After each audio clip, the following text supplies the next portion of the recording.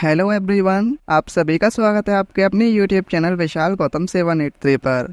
आज है 1 जून 2024 और आज की इस वीडियो में मैं आपके लिए लेकर आया हूँ 1 जून 2024 के डेली करंट अफेयर्स के कुछ इंपॉर्टेंट क्वेश्चंस। अगर आप किसी भी एग्जाम की तैयारी कर रहे हैं तो ये वीडियो आपके लिए काफ़ी ज़्यादा इम्पोर्टेंट रहने वाली है। अगर आप इस चैनल पर पहली बार आए हैं तो चैनल को सब्सक्राइब कर लीजिए और साथ ही बेल आइकन को भी ऑल पर प्रेस कर लीजिए, ताकि जब भी मैं कोई नई वीडियो अपलोड करूं तो सबसे पहले आप उस वीडियो को देख पाएँ। और आज की इस वीडियो की PDF फाइल आपको हमारे टेलीग्राम चैनल पर मिल जाएगी और टेलीग्राम चैनल का लिंक आपको इस वीडियो के डिस्क्रिप्शन में मिल जाएगा, तो आप वहां से इस टेलीग्राम चैनल को ज्वाइन कर सकते हैं। तो चलिए चलते हैं आज के अपने टॉपिक की ओर। तो कल की वीडियो में हमने जाना था गेल इंडिया लिमिटेड ने भारत का पहला हरित हाइड्रोजन संयंत्र कहाँ शुरू किया है। तो इस क्वेश्चन का सही आंसर था मध्य प्रदेश के विजयपुर में। एशियाई जिम्नास्टिक चैंपियनशिप 2024 में स्वर्ण पदक जीतने वाली पहली भारतीय जिम्नास्ट कौन बनी है?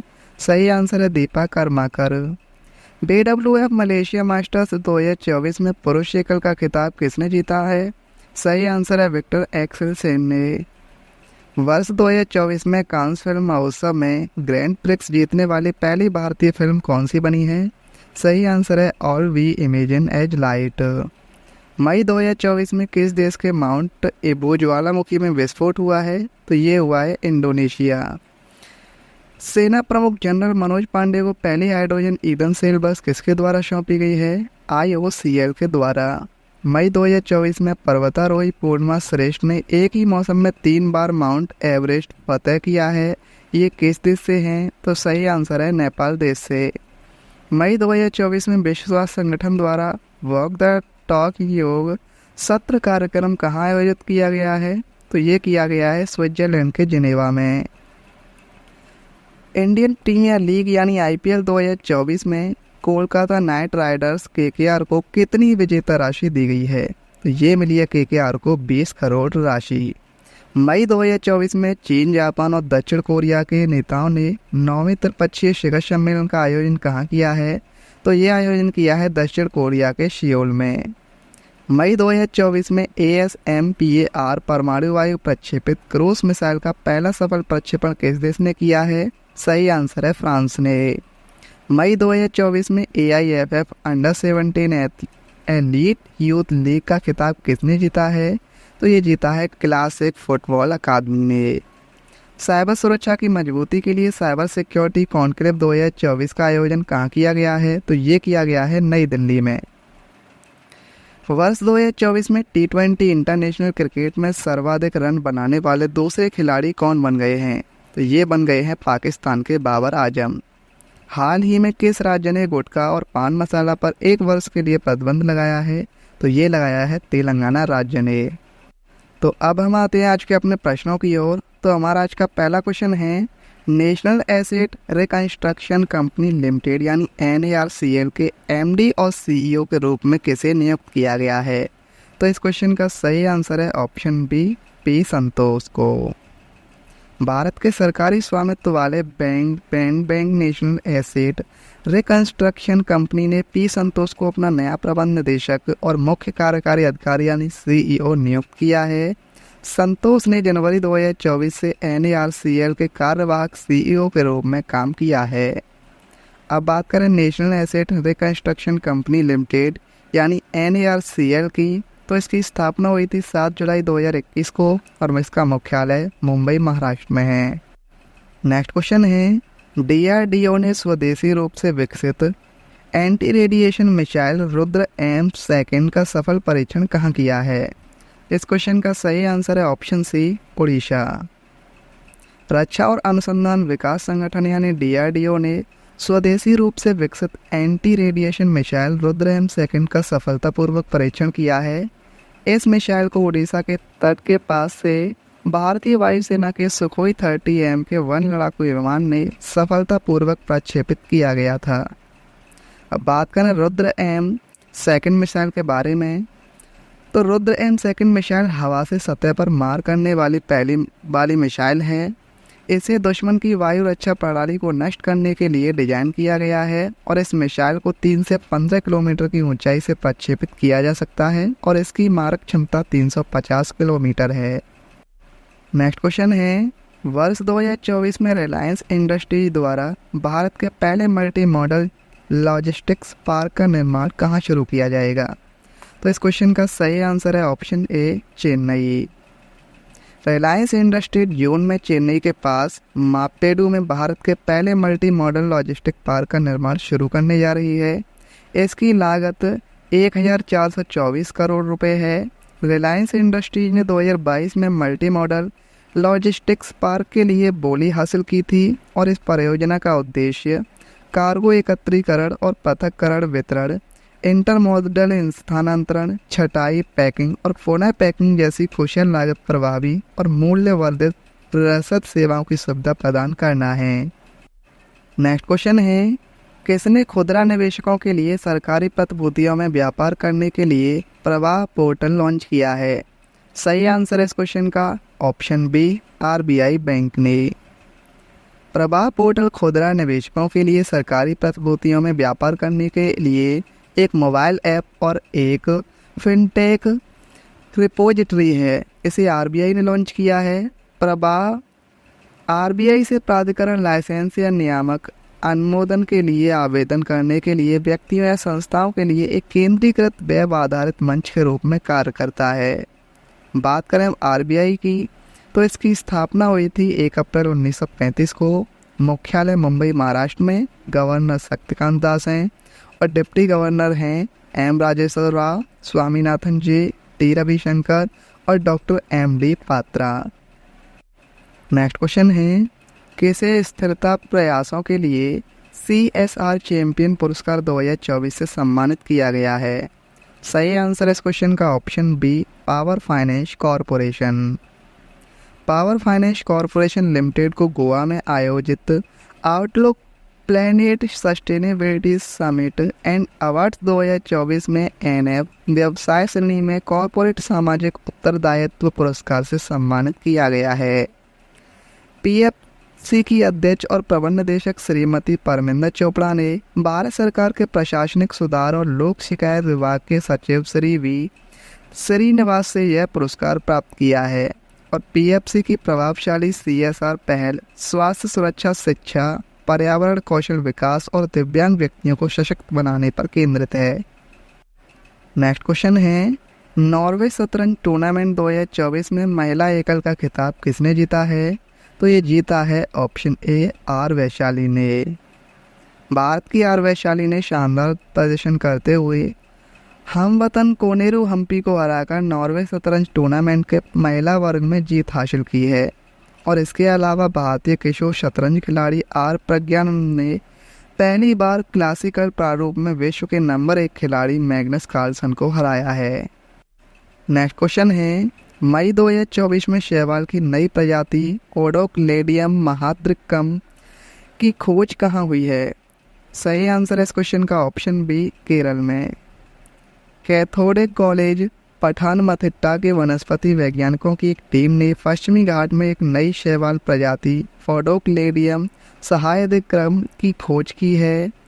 सहाद्री क्षेत्र के नाम पर इसका नाम रखा गया है। यह पश्चिमी घाट में विविधता के बारे में जानने में एक बड़ा कदम है। शोधकर्ता मैरिन ग्रेस जेजी, बेनोएट टी थॉमस और थॉमस बीपी ने कोल्लम जिले के कोम्बावरुट्टी क्षेत्र के जंगलों में शैवाल की इस नई प्रजाति को खोजा है। नेक्स्ट क्वेश्चन है, एशियाई पंजा कुश्ती चैंपियनशिप 2024 का आयोजन कहाँ किया गया है? सही आंसर है इस क्वेश्चन का ऑप्शन बी, ताशकंद में। एशियाई पंजा कुश्ती चैंपियनशिप उज्बेकिस्तान की राजधानी ताशकंद शहर में आयोजित की गई है।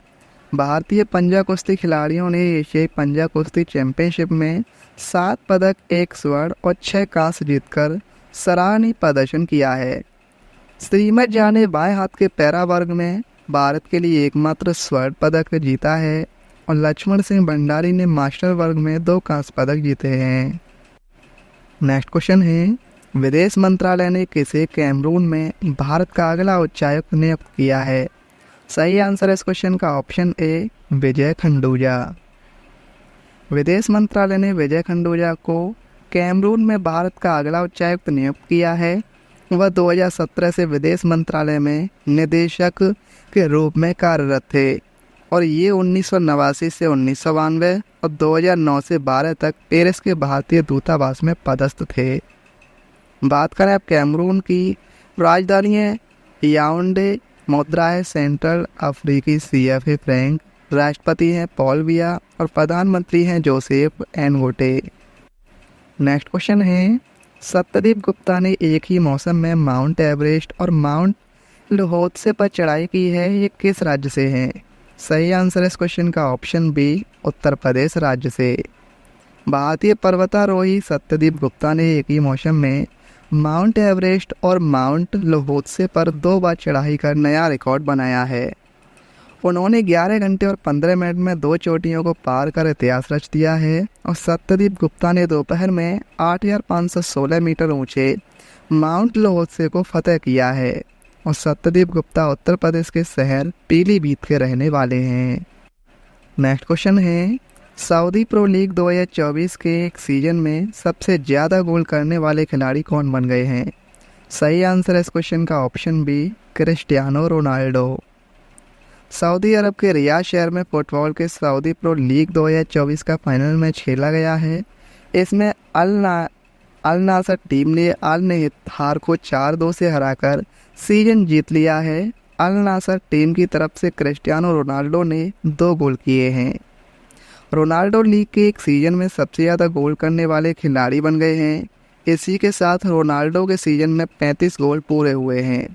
39 वर्षीय पुर्तगाली खिलाड़ी रोनाल्डो दुनिया के सबसे महंगे खिलाड़ी हैं। रोनाल्डो ने इंटरनेशनल लेवल पर 128 से ज़्यादा गोल किए हैं और उन्होंने सबसे ज़्यादा 200 इंटरनेशनल फुटबॉल मैच खेले हैं। नेक्स्ट क्वेश्चन है, साइबर सुरक्षित भारत पहल के अंतर्गत 44वां CISO प्रशिक्षण कार्यक्रम कहाँ शुरू हुआ है? सही आंसर है इस क्वेश्चन का ऑप्शन बी, नई दिल्ली। मुख्य सूचना सुरक्षा कार्यों के लिए 44वें प्रशिक्षण कार्यक्रम का आयोजन नई दिल्ली में NEGD द्वारा किया गया है।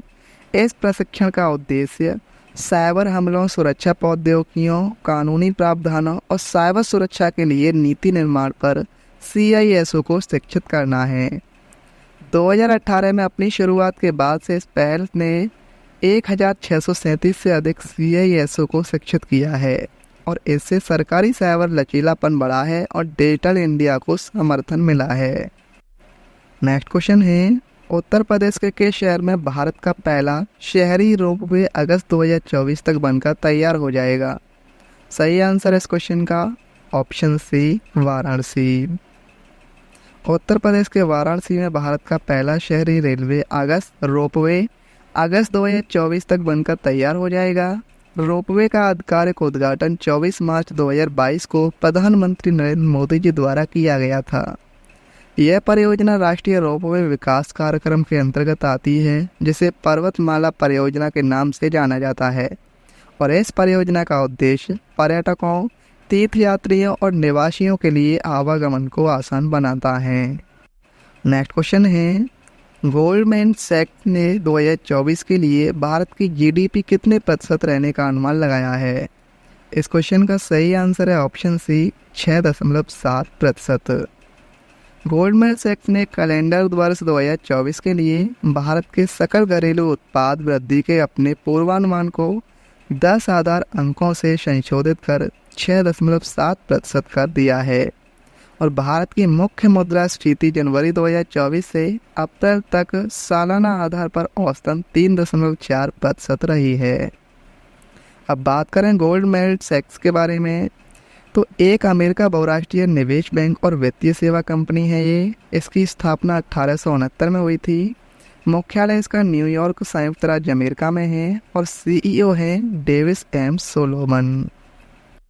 नेक्स्ट क्वेश्चन है, कैंपी फ्लेग्रेई जो हाल ही में समाचारों में देखा गया, किस देश में स्थित एक सक्रिय ज्वालामुखी है? सही आंसर है इस क्वेश्चन का ऑप्शन बी, इटली। इटली की राजधानी क्या है? रोम। मुद्रा है यूरो। प्रधानमंत्री हैं जियोर्जिया मेलोनी और राष्ट्रपति हैं सर्जियो मैट्रेला। अब स्टैटिक जीके को देखें तो भारत के गवर्नर जनरल को पहली बार वायसराय की उपाधि कब दी गई थी? सही आंसर है 1858 ईस्वी में। रोनेट एक्ट 1919 किसके कार्यकाल के दौरान अधिनियम किया गया था? Lord Chelmsford. स्वतंत्र भारत के प्रथम गवर्नर जनरल कौन थे? सही आंसर है लॉर्ड माउंटबेटन। 1857 के विद्रोह के दौरान भारत का गवर्नर जनरल कौन था? सही आंसर है लॉर्ड कैनी। भारत में बजट की प्रणाली किस वायसराय के कार्यकाल के दौरान शुरू की गई? सही आंसर है कैनिंग। द्वैध शासन नीति को किसने समाप्त किया था? वारेन हेस्टिंग्स ने। अंग्रेजों का सर्वाधिक विरोध किसने किया था? मराठों ने।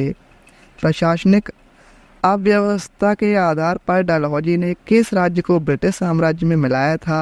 अवध में। आदि ग्रंथ किसने संकलित किया था? गुरु अर्जुन ने।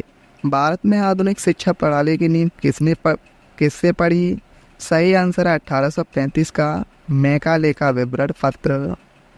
भारत में किसके काल में Indian penal code, civil procedure code और क्रिमिनल प्रोसीजर कोड पारित किए गए? सही आंसर है लॉर्ड कैनिंग।